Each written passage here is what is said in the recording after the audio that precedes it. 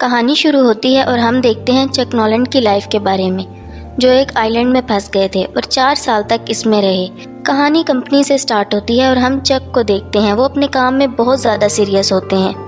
Officers چاہتے ہیں کہ ہر کوریئر ٹائم پر پہنچے۔ اس سلسلے میں وہ آؤٹ آف کنٹری وزٹ کرتے ہیں، جہاں ان کی برانچز ہوتی ہیں اور امپلائیز ان کو کافی اپریشیٹ کرتے ہیں اور ان کو ٹائم کی قیمت کا اندازہ بتاتے ہیں۔ چک کسی لڑکی سے پیار کرتا ہے، اس کا نام کیلی ہوتا ہے۔ ان کا ریلیشن شپ کافی اچھا ہوتا ہے اور یہ شادی بھی کرنا چاہتے ہیں، مگر بزنس کی مصروفیات کی وجہ سے نہیں کر پاتے۔ کرسمس بھی قریب ہے اور چک کو ملائیشیا کام پڑ جاتا ہے۔ اسے کمپنی کے سلسلے میں جانا ہوتا ہے۔ چک کیلی سے کہتا ہے میں نیو ایئر پر ضرور آ جاؤں گا۔ کیلی کہتی ہے میں کرسمس کیسے گزاروں گی؟ چک اسے منا لیتا ہے۔ چک اور کیلی ایک دوسرے کو کرسمس کا تحفہ دیتے ہیں۔ کیلی چک کو ایک گھڑی دیتی ہے، اس میں کیلی کی تصویر ہوتی ہے۔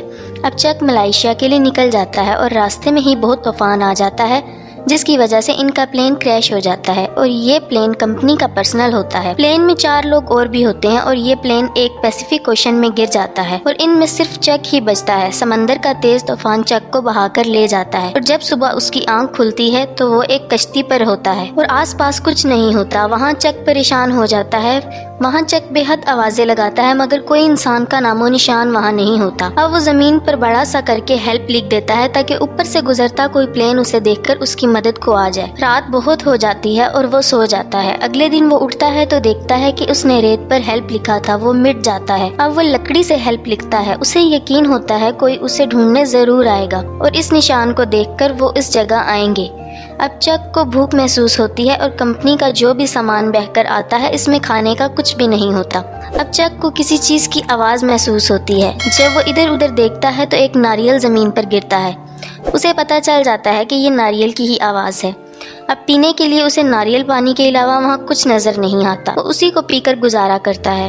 چک کو یہاں 3 دن گزر چکے ہیں۔ سمندر میں پتھروں کی وجہ سے اس کے پاؤں بھی زخمی ہو چکے تھے۔ اس کے پاؤں میں جوتے نہیں ہوتے۔ اب وہ اپنی پینٹ کو آدھا کاٹ کر اپنے پاؤں میں لپیٹ لیتا ہے تاکہ اس کے پاؤں میں درد نہ ہو، اور اسے وہاں ایک بہت اونچی چوٹی نظر آتی ہے۔ وہ فیصلہ کرتا ہے وہ اس پر ضرور چڑھے گا۔ جیسے ہی وہ دیکھتا ہے کہ وہ کیسے اوپر چڑھ سکتا ہے اور اندازہ لگا کر وہ چوٹی پر چڑھنے میں کامیاب ہو جاتا ہے۔ اب اسے اوپر سے سمندر میں کوئی چیز تیرتی ہوئی نظر آتی ہے۔ جب وہ واپس نیچے آتا ہے تو دیکھ کر حیران رہ جاتا ہے کہ وہ اس کے پلین کے پائلٹ کی ڈیڈ باڈی تھی۔ وہ بہت روتا ہے اور اسے دفنانے کا انتظام کرتا ہے، مگر وہ دفنانے سے پہلے اس کے جوتے اور ٹارچ رکھ لیتا ہے۔ اب وہ اسی آئی لینڈ میں زندگی گزارنے کا عادی ہو گیا تھا۔ وہ پتوں پر گری اوس کو پی کر گزارا کرتا ہے۔ وہ مچھلی مارنے کی کوشش کرتا ہے مگر ناکام ہو جاتا ہے۔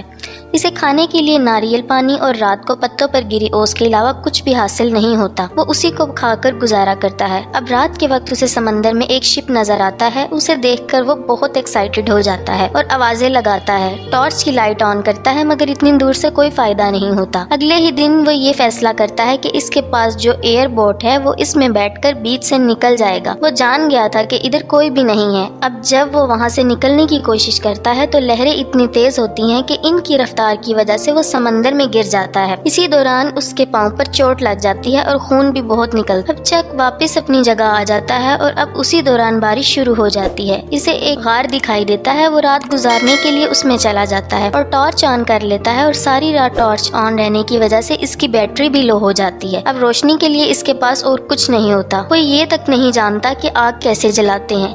اب وہ واپس آتا ہے اور کمپنی کے سامان میں اسے کچھ چیزیں ملتی ہیں جو تیر کر اس کے ساتھ آ گئی تھی۔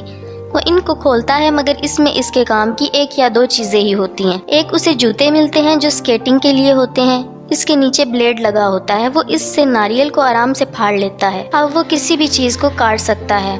اب وہ ایک لکڑی کو کاٹتا ہے اور نوکیلی سی بنا لیتا ہے اور مچھلیوں کو پکڑ لیتا ہے۔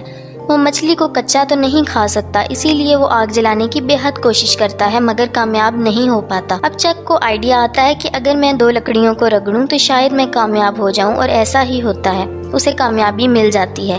وہ پہلی بار اتنا خوش ہوا ہوتا ہے بیچ پر آنے کے بعد۔ چک کو وہاں جو سامان نظر آتا ہے کمپنی کا، اس میں ایک فٹ بال بھی اسے دکھائی دیتا ہے۔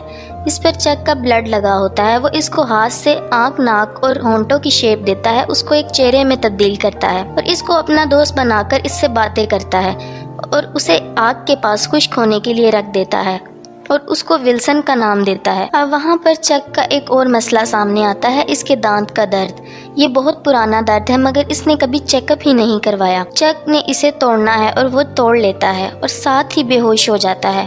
और वक्त गुजरने के साथ साथ उसे 4 साल हो जाते हैं आइलैंड पर। 4 सालों में वो इस जगह जीना सीख लेता है। इसका हुलिया बिगड़ चुका है, इसके सर और मुंह के बाल बेहद बड़े हैं और वो बेहद कमजोर दिखाई देता है। इसे इतना तजर्बा हो गया था, वो दूर से ही डंडा फेंक के मछली को पकड़ लिया करता था। चक की दोस्ती विल्सन से काफी हो गई थी, वो इससे काफी बातें करता था।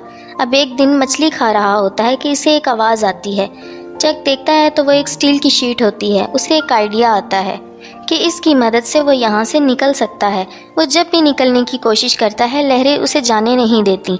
अब वो नारियल की लकड़ी काट काट कर एक बोट तैयार करता है और स्टील की शीट इसके आगे लगाता है। हालांकि बोट तैयार करना आसान नहीं था और वो ये फैसला करता है कि जब हवाएं कम होंगी तो वो निकलने की कोशिश करेगा और शीट को वो बोट के आगे लगाता है ताकि जब वो बोट में बैठे तो शीट की मदद से पानी को धकेल सके और वो आगे जा सके। चक विल्सन को अंदर रखता है और निकल जाता है। रास्ते में बड़ी बड़ी लहरों का मुकाबला भी करता है मगर अभी भी वो समंदर बाकी है।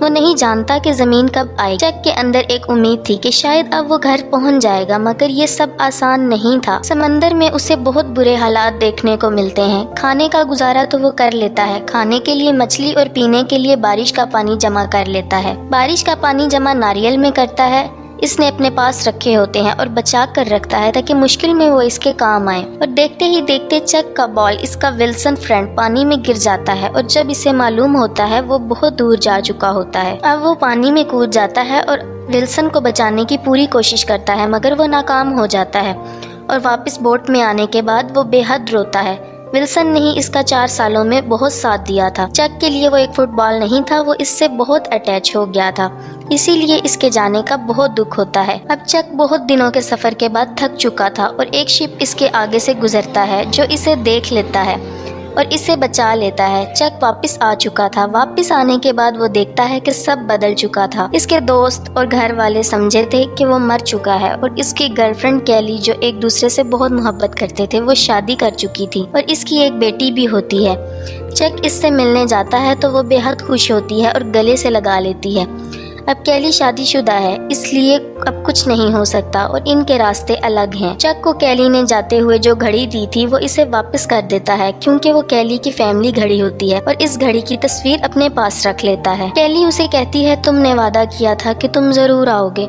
चक उसे सॉरी बोलता है और जाने लगता है। कैली अब भी चक से प्यार करती है मगर इसकी अपनी फैमिली है इसलिए वो नहीं जा सकती। कैली के पास चक की दी हुई एक गाड़ी होती है, वो इसे वापस कर देती है और चक इस गाड़ी को लेकर चला जाता है और कैली इसे देख रही होती है। वो बहुत दुखी होती है, वो चक को बुलाती है और वो भाग पड़ती है। चक भी वापस आ जाता है और गले मिलते हैं। कैली उसे बताती है कि मैं जानती थी कि तुम जिंदा हो और मुझे यकीन था कि तुम वापस जरूर आओगे मगर सबके फोर्स करने पर मुझे ये सब करना पड़ा, मुझे शादी करनी पड़ी। और वो दोनों एक दूसरे को बताते हैं कि हम अब भी एक दूसरे से मोहब्बत करते हैं। चक कैली को गाड़ी में बिठा लेता है और उसे उसके घर छोड़ आता है। वो कहता है, मैं नहीं चाहता कि तुम्हारा घर खराब हो। अब हम देखते हैं कि चक अपने एक दोस्त के साथ बैठा होता है और इसे बताता है कि मैंने बीच पर खुदकुशी करने की भी कोशिश की थी। मैं फांसी लेने वाला था मगर मुझे कैली का ख्याल आ गया था कि मुझे उसके पास जाना है और आज जब मैं वापस आया हूँ तो इसे खो चुका हूँ। वक्त ने कैली को मजबूर कर दिया कि वो अपना रास्ता चुन ले और इसने शादी कर ली। अब चक अकेला रह गया था लेकिन जिंदगी को आगे जाना ही होता है और एंड में ये होता है कि चक के पास एक पैकेज है जो वो आइलैंड से बचा कर लाता है। प्लेन डूबने के बाद बहुत से पैकेजेस किनारे आ जाते हैं और वो सोचता है कि वो घर जाने के बाद खोलेगा मगर वो ऐसा नहीं करता और वो पैकेज को वापस करने आता है मगर वहाँ पर कोई नहीं होता और वो एक नोट लिखकर दरवाजे पर रख देता है जिसमें लिखा होता है, this package saved my life, और वहाँ से चला जाता है। चक को अब हम एक कच्चे रास्ते की तरफ देखते हैं और वहाँ वो मैप देख रहा होता है कि वो कहाँ जाए।